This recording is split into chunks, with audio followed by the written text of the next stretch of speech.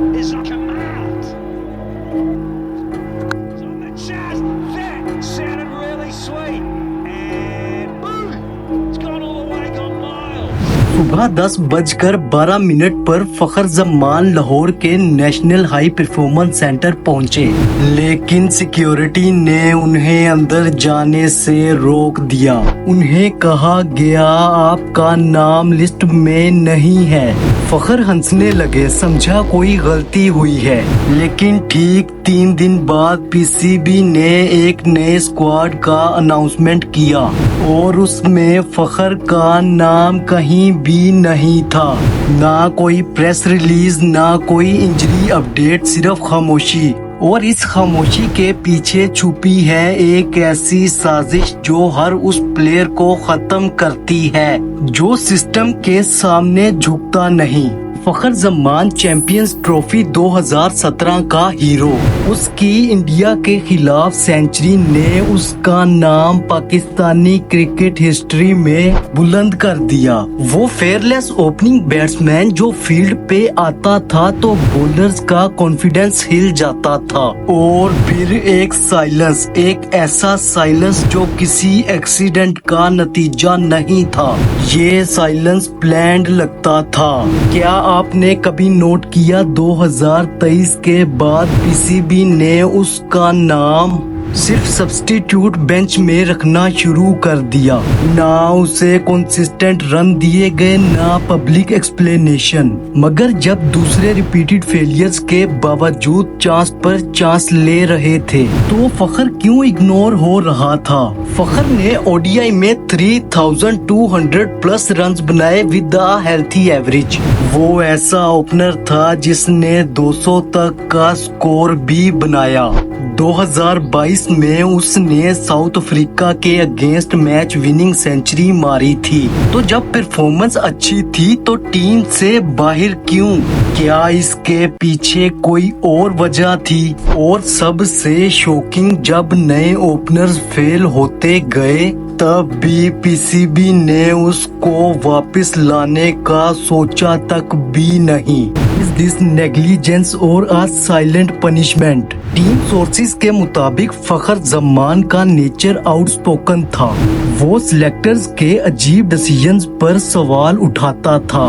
वो quietly tolerate नहीं करता था और पाकिस्तान क्रिकेट में जो आवाज उठाए उसकी आवाज बंद कर दी जाती है। एक बार ट्रेनिंग कैंप में फखर ने बोला था, Why are performers being ignored while favorite are picked?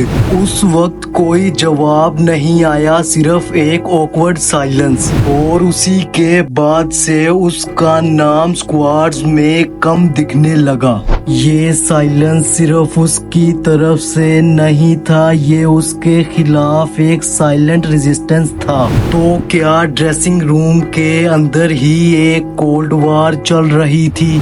जब किसी प्लेयर को साइलेंटली निकालना हो तो सबसे पहले उसकी इमेज को कमजोर किया जाता है।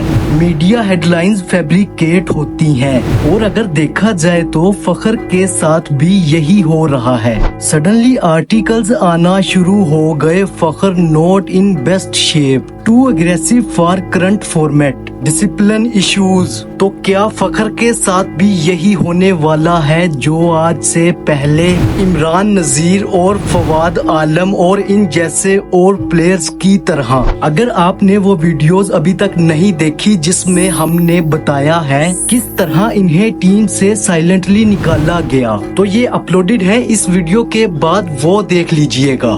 पीसीबी ने कभी कंफर्म नहीं किया मगर कभी डिनाई भी नहीं किया और दोनों तरफ से ये साइलेंस सबसे बड़ा जवाब बन गया। तो क्या ये सब प्लानिंग के तहत था? एक प्रॉपर मीडिया नैरेटिव बना के लोगों को उसके अगेंस्ट करना। एक इंसाइडर ने कहा, फखर जमान पीसीबी के कुछ टॉप ऑफिशियल्स के नजदीक अनकंफर्टेबल बन गया था।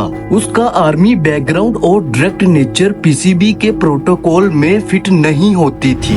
वो प्लेयर जो पॉलिटिकली साइलेंट नहीं रहता उसके लिए जगह कम होती है और यही वजह थी कि उसकी परफॉर्मेंस के बावजूद उसे स्क्वाड में ड्रॉप कर दिया गया बिना किसी एक्सप्लेनेशन के। What if this wasn't about cricket at all? What if this was about control?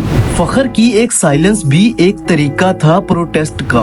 उसने किसी इंटरव्यू में डायरेक्टली नहीं बोला, मगर उसकी सोशल मीडिया एक्टिविटी, उसकी आईज इन पब्लिक अपीयरेंस सब कुछ कह देती हैं। और उस वक्त पीसीबी ने एक भी प्रेस कॉन्फ्रेंस में उसका नाम लेने से अवॉइड किया। जब सिस्टम किसी को इरेज करता है, पहले उसका जिक्र बंद करता है। क्या फखर इस साइलेंट साइकोलॉजिकल वॉरफेयर का विक्टिम बना? यहाँ तक के यूनुस खान, मोहम्मद हफीज और सरफराज अहमद सब के साथ कुछ ना कुछ सिमिलर हुआ और अब ऐसा लग रहा है कि फखर भी इस लिस्ट में आ गया। तो क्या पाकिस्तानी क्रिकेट में अब वही खेलेगा जो सिर्फ रूल्स फॉलो करेगा बिना क्वेश्चंस पूछे? वो प्लेयर जिसको हमने हीरो बनाया, आज हम उसका नाम भी नहीं लेते क्योंकि हमें वही दिखाया गया जो पीसीबी ने चाहा। फखर अभी भी क्रिकेट खेल रहा है, लेकिन सिस्टम ने उसे वापस लाने का इरादा कब का छोड़ दिया। और अब सवाल ये है, हुज नेक्स्ट? क्या बाबर आजम या मोहम्मद रिजवान? तो ये थी आज की वीडियो। उम्मीद करते हैं आपको पसंद आई होगी। पसंद आने की सूरत में लाइक और सब्सक्राइब करना मत भूलिएगा। और अगर आप चाहते हैं कि फखर टीम में खेलता रहे तो #फखर जमान चला दें कमेंट बॉक्स में।